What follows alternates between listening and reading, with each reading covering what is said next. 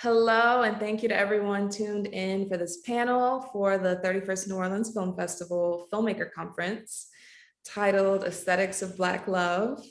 My name is Zandashé Brown, and I'm the Artist Engagement and Programming Manager for the New Orleans Film Society and a Louisiana born and bred filmmaker. So I'm so honored to be moderating today's conversation with these three gifted, thoughtful artists, all of which have films playing in our festival.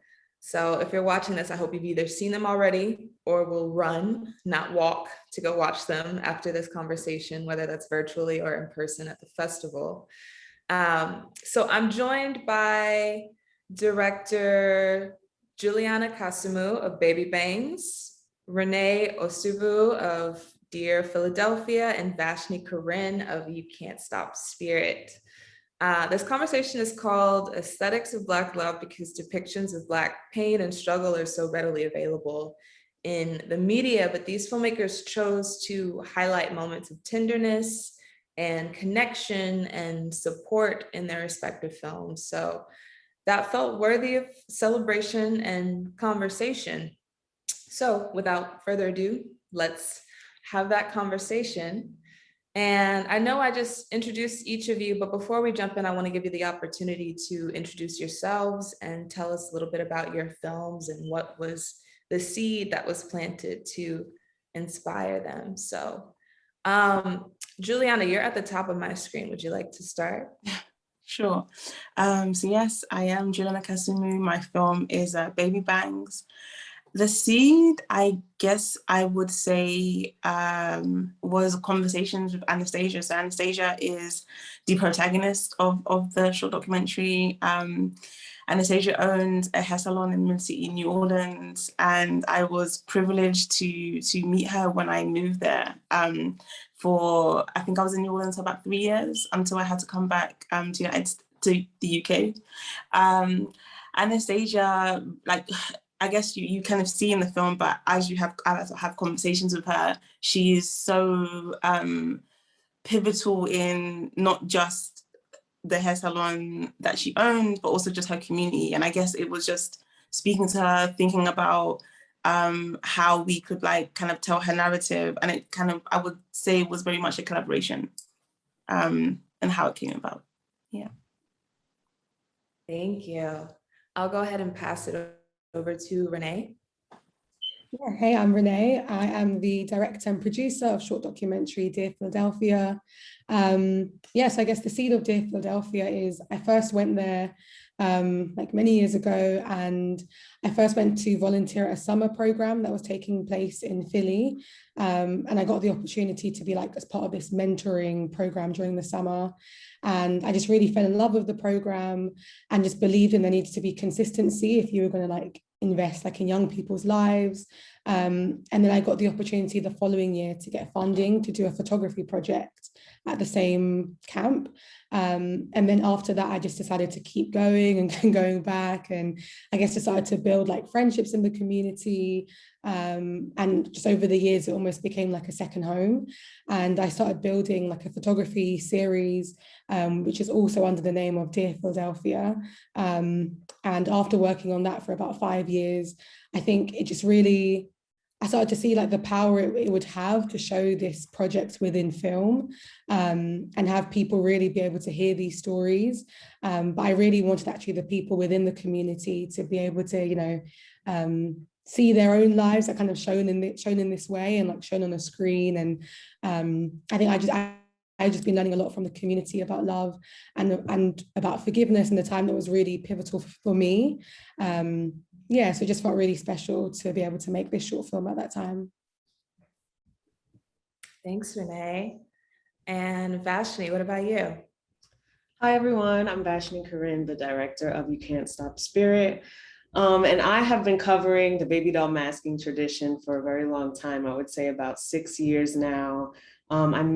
Just to give some context, the baby dolls are the first Black woman's Mardi Gras masking tradition in New Orleans. And they came about during a time where women and Black people in general weren't able to participate in Mardi Gras. So they kind of broke away and did their own thing. And I'm met them my senior year of college through the scholar Kim Voss DeVille. And I pretty much was documenting them my senior year of college. And then once everybody graduated and went on to do their thing and start their careers, I stayed in New Orleans and followed them around for a few years. And at first I didn't really understand why I was so inspired by them. But after much time and deep thinking, I realized that they resembled an image of power and agency within the community and within, just being a woman. And that's something I had never seen before at that time. So they really inspired me to live in my truth and to grow and to be the self-actualized woman that I'm becoming. Thank you so much. So y'all have kind of gotten into my second question a little bit, which makes for the perfect segue about how these places have become something of like adopted homes for you.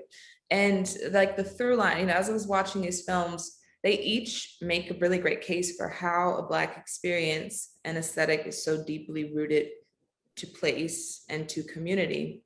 And they paint the two cities featured, New Orleans and Philadelphia, with such a loving brush. And I mean, you can see the love of place and people in nearly every shot. And so I'd love to have you both or have you each speak to your relationships to the places and the people portrayed in your films and go a little deeper. Anyone who wants to start?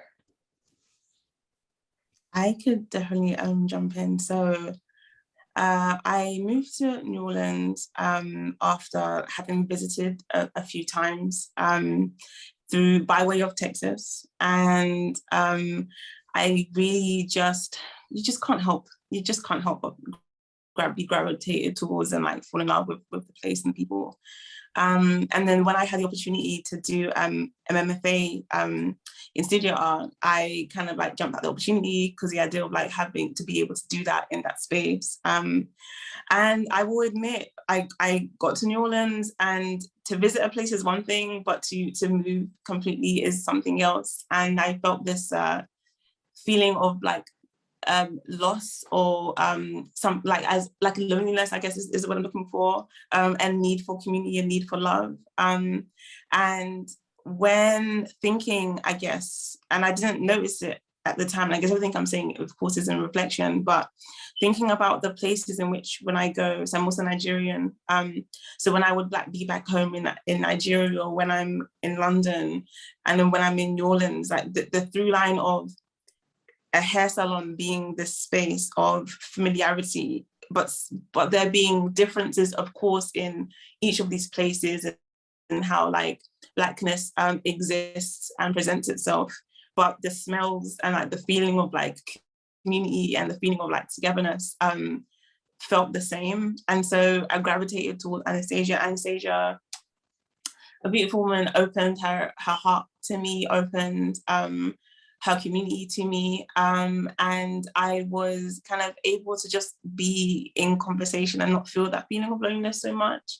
And so, as I said before, it just became a thing of starting with conversations and just starting with like laughter and starting with wanting to reflect like the importance of what that space not only meant to me, but also to the women who come to her, who willingly come to Baby Bangs.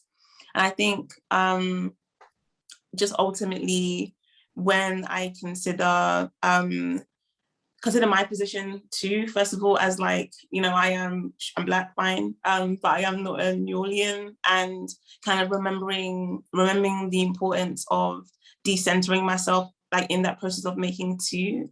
I was able to kind of learn so much about myself, and kind of dig deeper into the variations or the non-monolithic understandings of like what Blackness is, and the celebration of that too. And I feel like in the film that also comes across, because it was honestly just one of the most proudest things maybe I've ever been able to do. Because I think being able to present that narrative and within those short 12 minutes, kind of get the entire essence of what Baby Bangs represents, who Anastasia is, and do it in a way that she is also happy with. I'm proud, I'm excited. Thank you for that, Juliana. Vashni, do you want to chime in too, since New Orleans is a subject of your film as well in a way? Definitely, yeah. I feel similarly to Juliana in a way that in which New Orleans really impacted my life and my being. I always say that I adulted there, and yeah, I think even to go a little bit deeper and a little bit further, I think New Orleans impacted me spiritually and really created a place where I can remember parts of myself that probably predate my existence, right? And so I always say that New Orleans is kind of like the intersection of serendipity. Like you come across people on the street that may speak to the exact thing that you may be grappling with that day. It's just one of those very cosmic places that awaken you if you're searching for it or internally searching for it, right? And all that to say, I think that comes across a little bit in the style of my film. I really wanted it to feel like the negotiation between reality and the dream space. I think living in New Orleans, there were moments where everything kind of just felt like a dream, like who I was meeting, the conversations I was having. And just how people impacted me. So I really put a lot of intention into creating this world, this sacred world within my film where you can be impacted directly by the voices and the depth of the people. Yeah, between your two films, I mean, I feel like I get a really true, beautiful sense of New Orleans, the way that they're edited, the way that they're captured visually, and just you can feel the collaboration with people who are of the city and, you know, of it from a different era too, pre-Katrina. And so it's so worthwhile and valuable. And Renee, I would love to hear you talk about Philly. Yeah. Well, first I'm like, I really need to visit New Orleans. Like, it sounds great. Yeah, I think, yeah, even again, just feeling, I guess, similar, but in such a different space as well. And I think, yeah, when I first visited Philadelphia, I think there are a lot of similarities to London, even though it's such like a different place, and just feeling very familiar in just like, you know, the people that I was meeting and things like that, and easily just became home over time. And I think, you know, even just so I was doing photography in Philadelphia for quite a long time. And even in the way that I was meeting people, a lot of it consisted of just going on walks, you know, and just introducing myself to people and ending up just being in these like long conversations, or people, you know, welcoming me into their homes and allowing me to meet their families or their children. And yeah, just feeling really honored to be allowed in some of these spaces that I didn't expect to be allowed into. And I think over the years, you know, Philadelphia just becoming like a second home to me. And I think, you know, I never really had the intention to make a film, and Dear Philadelphia is my like first ever film that I've worked on. But I think it just seemed like the most appropriate way to be able to share about this community and share this place, because I think there's so much that you can really show through images. And yeah, you know, a lot of Dear Philadelphia is about the importance of community and forgiveness, and how these two things intertwine so like poetically together, and having the opportunity to just show that through film, and just all those different things that were really important in regards to like, you know, the music and the pacing of the film and allowing that to reflect just how I've always interpreted the community as well. And I think, yeah, I just learned a lot about also just honoring people's stories, honoring the time that they've given you, honoring their truth. There's a lot of sensitivity that I think that has to take place when you're working within a community as well, and protecting the people that are giving you a part of themselves for the sake of the film as well. And just really grateful for the collaboration and to be able to watch the film back all the time and be like, oh, these are my friends, or these are people that I deem as family, and really miss, because the pandemic has definitely, I guess like robbed being able to just visit and see everyone. But yeah, I think that sense of collaboration is really important when working within a community. Yeah, you can certainly feel the connection in each of those films. And in Dear Philadelphia, one of the moments that like really gripped me was just seeing the community members testify in the center amongst each other about, you know, these beautiful moments that are happening in their lives. And that kind of like leads into my next question. I was thinking of the public places that I felt the most held in as a Black child, and the two that instantly came to mind were the church and the hair salon, which are, you know, two very nuanced places, neither of which I frequent very often now, but you know, these are places I could be dropped off at and cared for by a community. But there's also I bring that up, and I bring up this moment in Dear Philadelphia because there is a really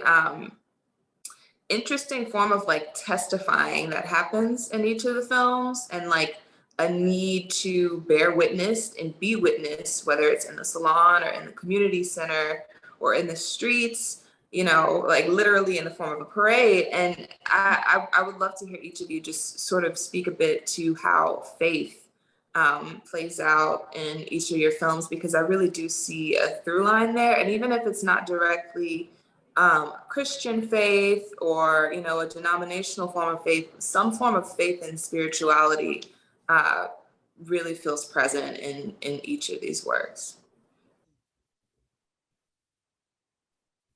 I guess, when I'm thinking about in the context of a salon, the things that come to mind are just the ways in which I guess they were in communion with one another. It was very much like, what happens when, you know, Black women come together and have a conversation, and what does that conversation sound like, and how does that go, and like what I said. And I remember this very specific moment when we were coming towards the end, and I guess I kind of forgot I forgot what was happening, because I was so engrossed, and there were so many moments where I wanted to jump in, and then moments where I was like, no, I need to sit and listen and learn. From the point of they truly, that moment truly was like in that room while they were having that conversation, and they went in so many different directions, and it was so difficult editing and killing all my darlings, I tell you, because there were just moments for me where it felt like, this is it, and this is what it feels like, again, kind of everywhere I do go, when it feels, you know, as you've said, it felt like I was being held, it felt like I was being heard, even though I wasn't speaking.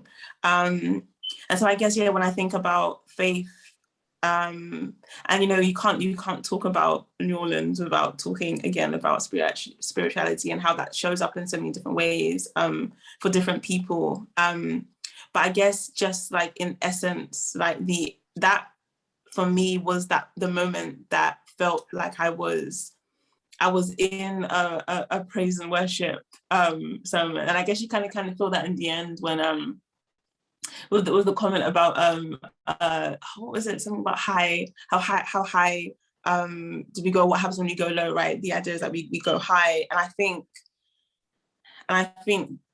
being able to bear witness to those exchanges, and also to experience those exchanges, is just maybe the essence of what I was going for. But at the same time, I feel like I didn't do anything. It sounds weird, I had an idea, but those women who participated in that film, that was all them. I didn't do anything.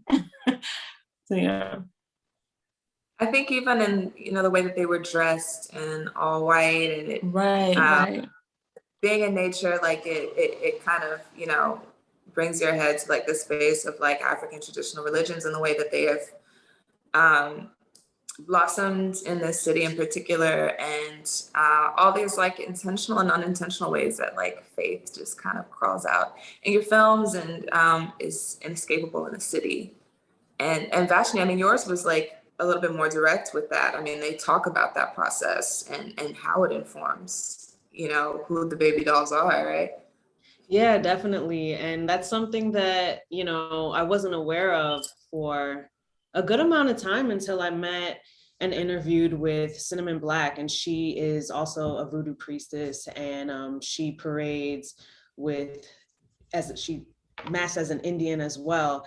And so she really lent a lot of information to the spiritual aspect of being a baby doll. And it was just incredible to see that unfold during the filming process, because so basically she mentions how Oshun is synonymous with the baby doll iconography. So when they come out on Mardi Gras Day, you know, you have the bones and skeletons that come out first, and they represent Papa Legba, and then after the bones and skeletons, you have the baby dolls representing Oshun, and they come out right when the sun is coming up, right? And so they're the day, they're the happiness, they're the joy that are, you know, coming to the community. And I just want to say that it's just so ironic, because there was one doll in particular that I was spending a lot of time with, Shannon Paxson of the Wild Chapatoulas Baby Dolls. And, you know, there was a moment where, you know, she had pulled out this umbrella that had sunflowers on it and had red and hearts and all of these symbols that were very Oshun to me. And, you know, she said she made it around 2 years ago, right? And she had brought it out for the Oshun parade, not having any prior knowledge to like that being synonymous with this deity, right? So I say all that to say that I feel as if West African spirituality or traditional practices are embodied within the people very naturally, in a very unconscious way. You know, they don't have to go and do all of these things. Like, they find themselves honoring and participating in the rituals without really overthinking it. And I think that's something to really take away from and learn from, because I think we are in a world now where we're like, okay, well, what do I do? How do I connect, right? And oftentimes we're overthinking this connection thing when really you just connect to yourself, right? And people are like, well, what does that mean? But it's the journey, and you have to find what that is. So I think, yeah, I hope I'm not going off on like a tangent, but I do think that New Orleans is a great example of how to remember the self. And I think that Black people of the diaspora really could benefit from learning from their traditions. Yeah, that's a great way of putting it. It's inherent, right? Because there's such a resurgence of Black folks, especially young Black folks, trying to return to those faith systems and return to, you know, trying to reconnect with ancestors, trying to reconnect with things that feel not of this moment, but are just inherent to us. And New Orleans does it very well. And Renee, I mean, that there's a lot of talk about testifying in the film, and lots of references to God, and at moments it really does feel like a church. I mean, can you talk about how that sort of played out? Yeah, of course. Really sorry, my laptop is about to die. Can I just get my charger really quickly? Sorry. Yeah, I've been like watching it for like the last like 5 minutes. So just the anxiety building. Yeah. Oh my gosh, this virtual stuff. I'm over it. I don't have a laptop this week. I broke my laptop on Tuesday, and I had to give it in to Apple to have it restored, and it's going to take 10 days. And I've just been working from my phone. It's just ridiculous. The laptops are done. The laptops are over. I swear. They're done. Yeah. And I was like, you know what, because my webcam stopped working, so I had to buy one. I was like, you know what, if my technology has the permission to just be like, no, I feel like I want to. I want to join them. Like, Yeah, this ain't it. This ain't the week. Yeah. Thanks for your patience, guys. You good? Good. Good. Oh, no problem. Should I just go? Okay, I'll let you pick it up. Okay. Sorry, so you're just saying that it felt like a church, like in a lot of the Yeah, speaking to faith and what role it plays in your film. Yeah, I think definitely. I've definitely had a lot of people that have seen the film maybe think that it is a scene in a church. But a lot of the scenes where you do see maybe like God is spoken about, or the teachings of Jesus, it is actually taking place at ODAT, which stands for One Day at a Time, which is a drug and rehabilitation, alcohol rehabilitation center, like based in Philly. I think it's really interesting because for me, like a lot of like that at that point of my life, like I was really learning a lot about forgiveness and, you know, the need of forgiveness and the need of love in community. And I spent a lot of my days at ODAT and being able to see people like so vulnerably exchange their stories and exchange their weaknesses with one another in order to build one another up, and to believe in each other, and to see Mel, who runs ODAT, share so vulnerably about his own weaknesses and how he's hurt his community. And what I think is really powerful about that is not only talking about the scriptures, but actually practically living them out and being able to love thy neighbor, being able to forgive. And I think that's what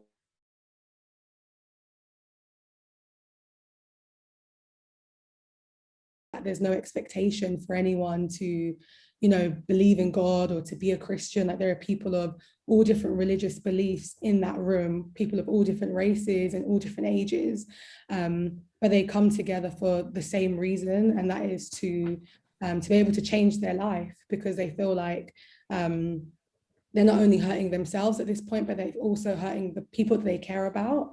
And I think to see Mel be honest about what helps him keep going, and for him what keeps going is his faith, and he shares that with the people that he cares about, because that's his honest truth. And I think even for myself, like I'm a Christian, so that really resonates for me as well.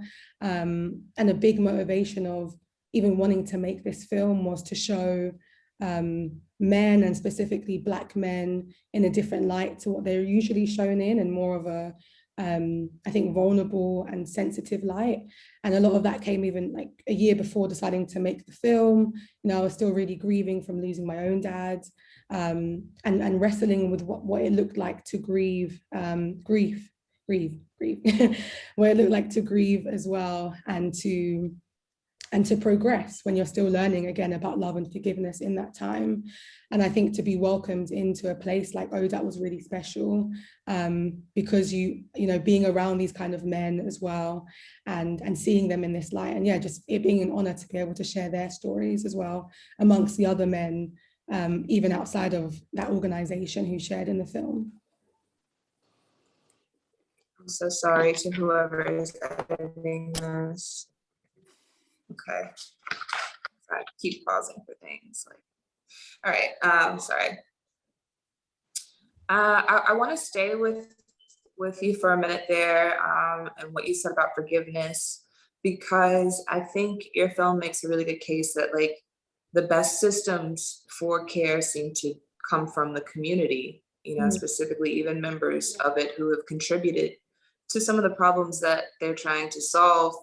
The man who says, after a woman testifies, I used to sell her drugs, and he's flipped this around into this program. He's fixing these things. And it's so nuanced and so powerful. And what do you want people who watch this film to take away from these glimpses that you've provided us into this world and these people and where they are at in these specific points in their lives, about forgiveness and about the power of community?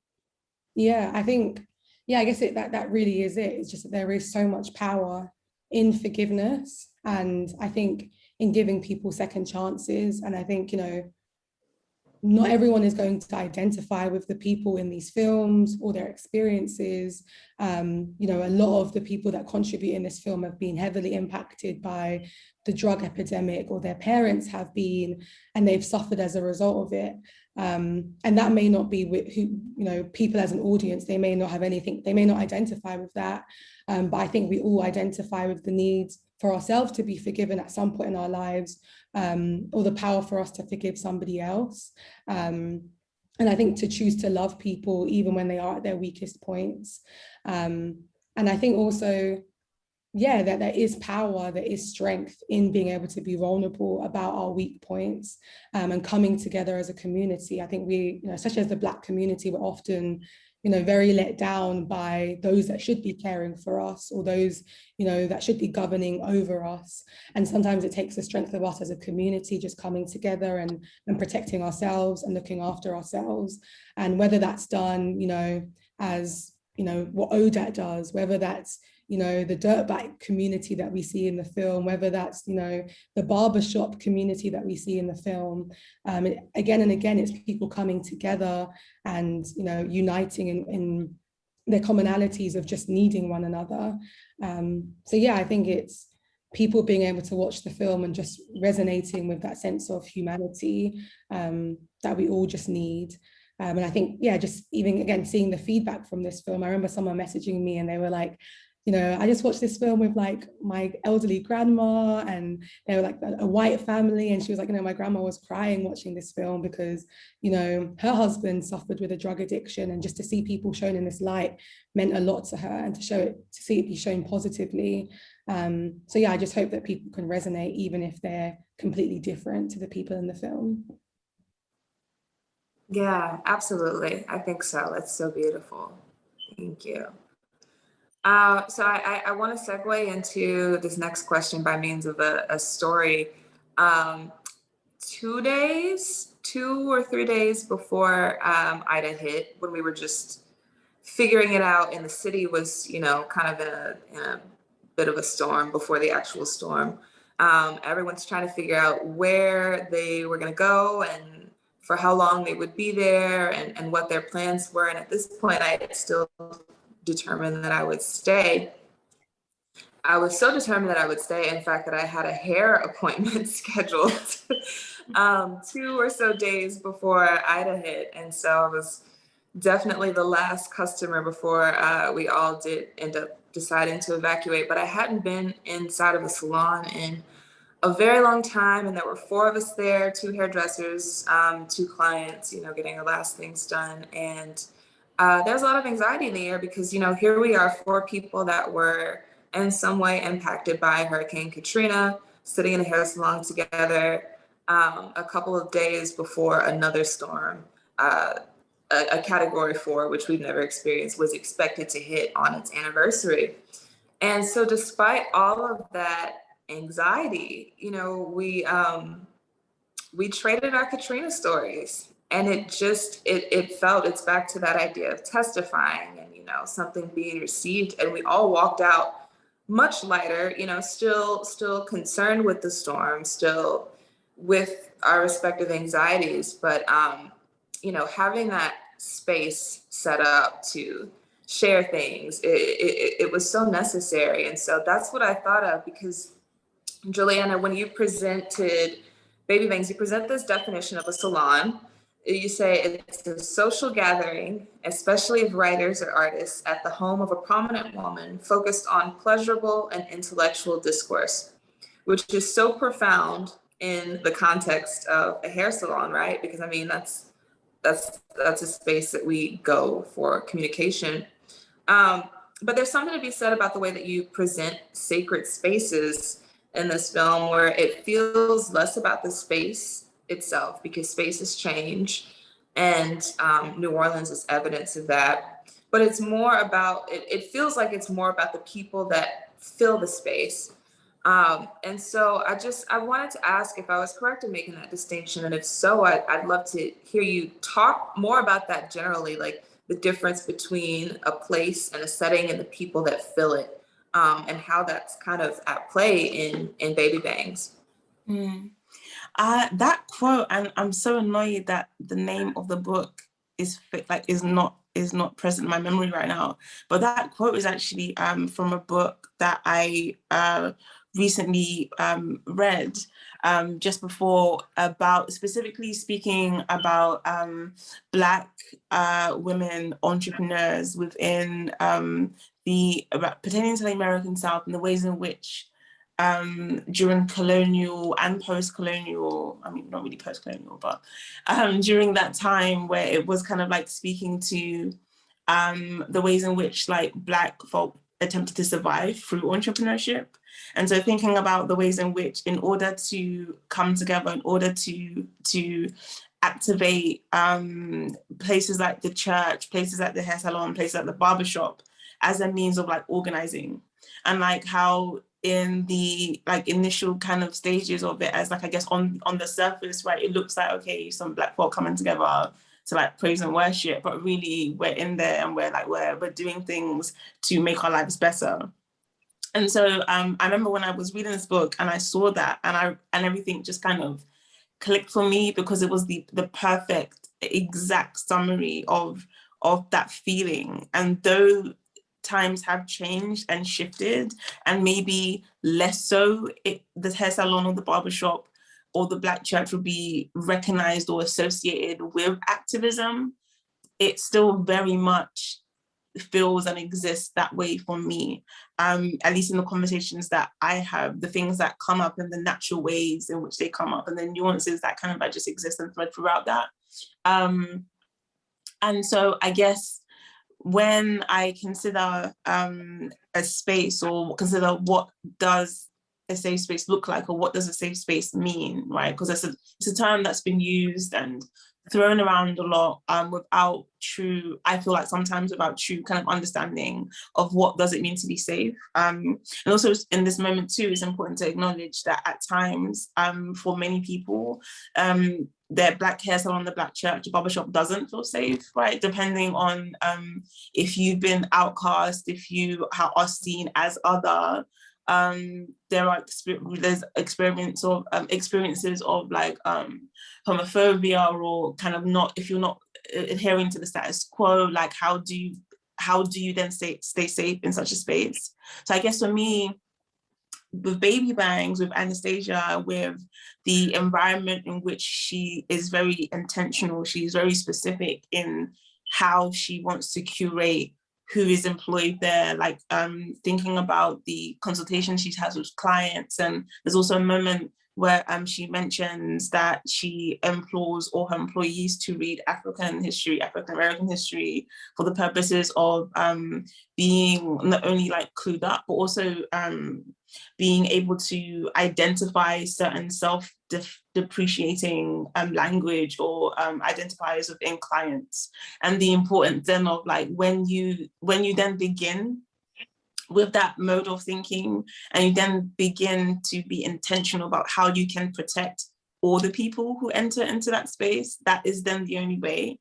I think it's very easy to open up a space, or use the right terminology to define or create something under the guise of wanting to be to create a space that feels protective in some way. But then if you're not clued up, if you're not being conscious and aware of the ways in which the people who are coming into that space need to feel, and you're not listening, I guess, if you're not listening is what I'm trying to say, then there is nothing you can do that will fully get to that place. And so again, which is why when I think about this story, and I think about the journey in which Anastasia took also to get to making Baby Bangs become the place in which it is, and that the freeness that I also felt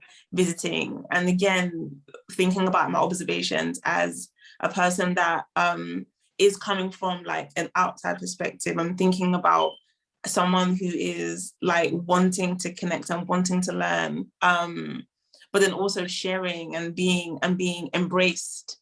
And that key word maybe is that in summary. I think it's just the only way to fully embrace or fully curate a space that you can go in and feel when it feels like the world is literally about to completely fall apart, and still feel held in some kind of way through it all, just speaks again to like, yeah, the energy of the people who have established the building or established the environment.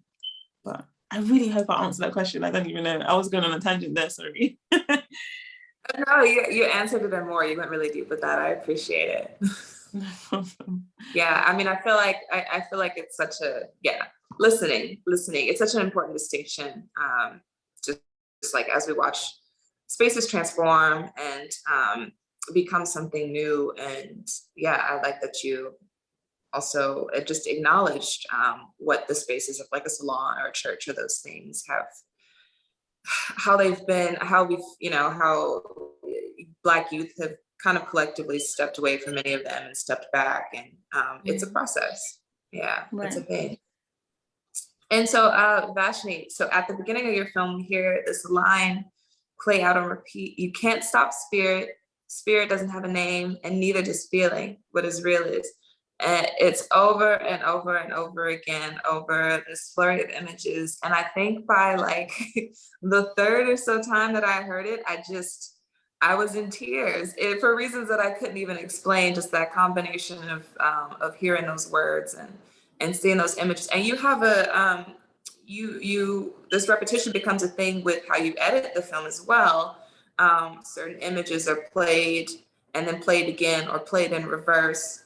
And it does something emotional that's just, it's so effective. So I would love to hear you speak more about that choice and why your storytelling is styled in that way with repetition in mind.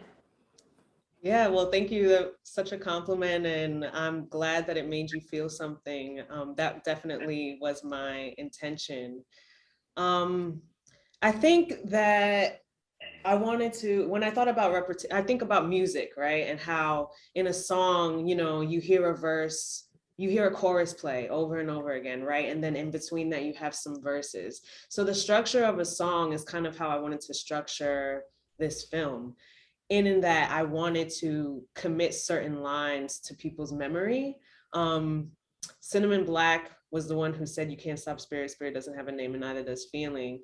And I don't think when I heard it, I understood what it meant exactly, but it felt captivating to me. And it felt like I wanted to hear it again over and over again, to like reimagine what that means and what that looks like. And when I think about that, I think about like maybe your favorite album, you go back and listen to it to extract deeper meaning from it. There could be years in between the last time you listen to it, and you go back and maybe you have a new understanding of what the song meant. And so I think that was my intention with this work. I want people to be able to watch it over and over again. Honestly, I want it to be a mantra. I want it to be a feeling, like, just because it's a film and it, incorporates a lot of history of this specific tradition, I wanted there to be elements of messaging, positive messaging, or just messaging that is profound and that speaks to people, and so that they have something to play when they need to feel empowered, or when they need to remember who they are. I mean, there's a lot of messages like, there's this one doll who's like, "Fuck with yourself and everything else will come to you." So there were so many times where I just spent like hours and hours just chilling with these women, and they would just start telling me stuff, about their personal lives and all of these things. And it kind of felt like at some point it was kind of like student teacher situation when I was interviewing them. And I'm like, wow, like these middle-aged women, like they have so much clarity and so much life lessons that I was like, oh, thank you. Like, tell me more, tell me more. And it wound up being, I wound up weaving those messages into the story. So, as much as just about the baby dolls and the tradition, I wanted to abstract from that narrative as well, to just give people a break, and also just to give people something to hold on to that they can relate to within themselves. Yeah. I think as an audience member too, I was soaking up any words of wisdom that they had to offer. I mean, just the Black women in both of your films, Vashni and Juliana, in fact, I think one at some point, Anastasia says, you know, all the women feel like your aunts. That's what I felt from like listening to them. So it feels very beautiful. It feels very like unexplainable in a way that you can't stop spirit. You know, it doesn't have a name. It doesn't need to be named. You just kind of rock with that feeling. So before we wrap things up, I have one more question.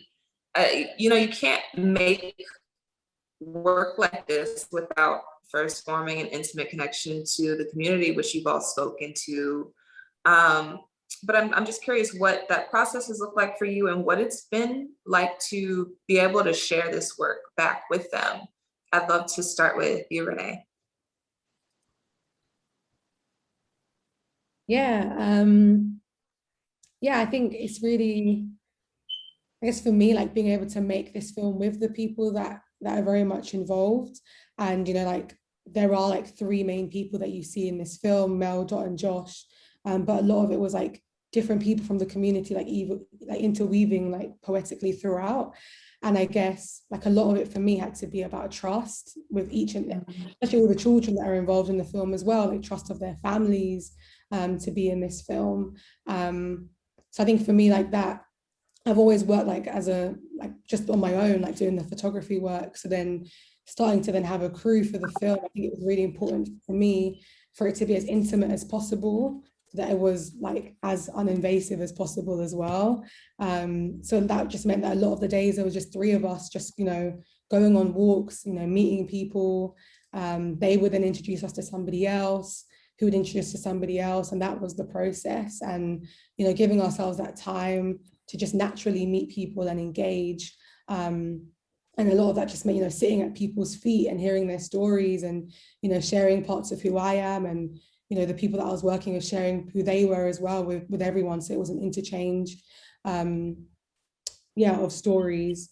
And I think that really lends itself to people feeling comfortable enough to share as vulnerably as they did. And I think for myself, like my original plan for this film was to be able to just, you know, do like, you know, my own screening of it in Philly, and people who were involved to come and watch it and bring their families and their friends. But obviously the pandemic, so that didn't happen. I think even them being able to watch the film and hear being able to hear what they think, and you know, the ODAT family being able to watch it as well together, like that's really special. And I think, yeah, just seeing it now being able to be shared with a wider audience and that community growing of people that can, you know, engage themselves with the film as well is really special. But yeah. That's great. I'm gonna pause for 1 second because they're about to go buck and slack right now. I can feel it. This is apparently not silent, sorry. Ugh.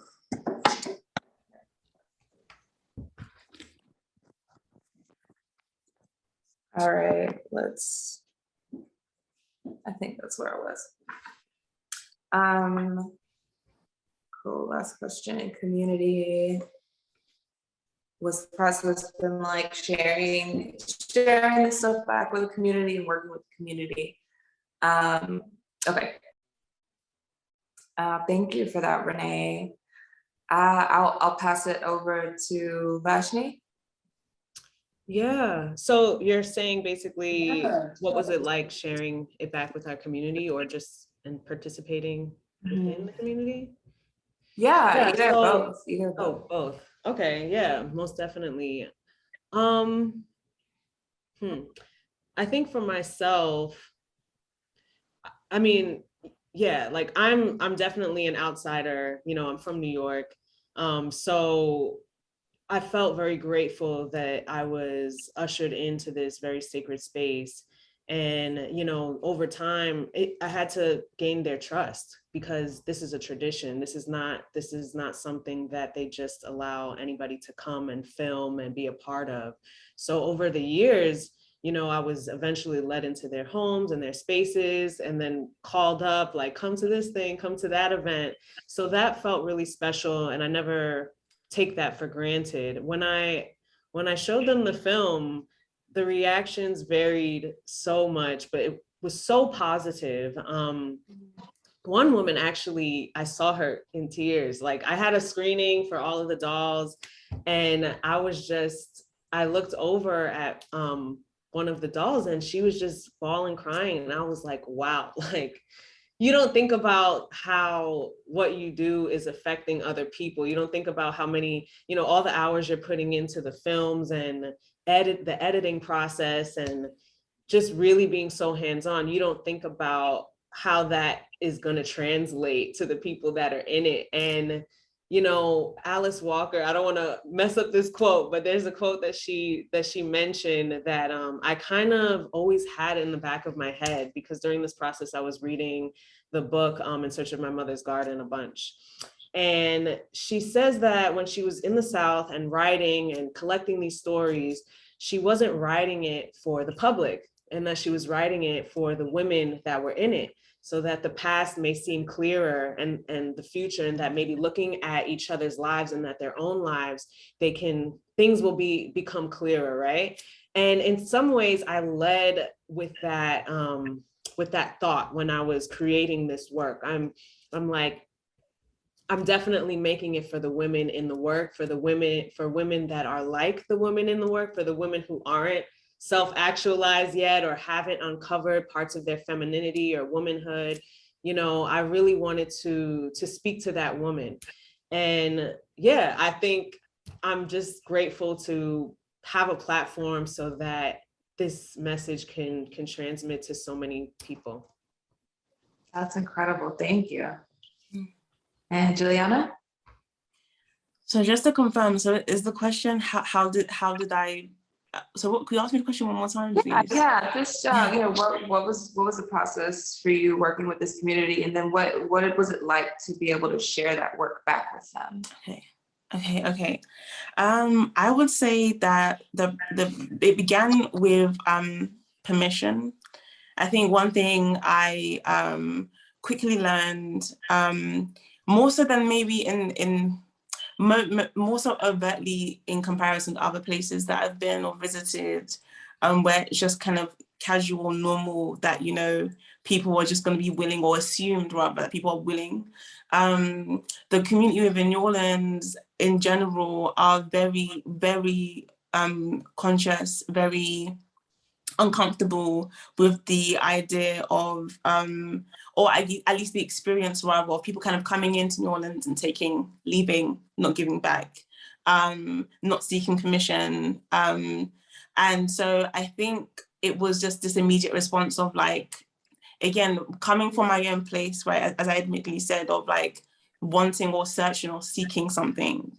And then having conversations with Anastasia where she's somebody who will hold you accountable, and hold you up and pull you up when she needs to, but doing it in such a very graceful, opening and also empathetic way. And so on a personal level, I kind of needed that. And then as we began our just conversations normally, and actually, I guess I forgot to mention, but a lot of what we discussed kind of started off as wanting to do a photographic project. And so there is like a series of images that exist with the work. And I remember kind of just wanting it to be like a thing that we did together and not really thinking much about it. And I'll never forget, she kind of looked at me very seriously and said that I need to aim higher. I didn't actually know what that meant, or aim for more, seek more. I was like, okay. And then I kind of like went back and I reflected on it a little bit, and I kind of came back to and I asked her, you know, how would you feel about recording our conversations and sitting down? And so of course you can't hear me, but a lot of what was being discussed in her voiceovers was a back and forth, where we would being open and revealing just so much to one another. And so I guess the film then became this like journey of me wanting again to stick or reflect as much of her being as one can do in that short amount of time. And so when it came down to sharing it and like asking her how she felt about it, it was the weirdest kind of like experience. I was so nervous. I was so nervous, but so pleased that she felt that I had done a good job.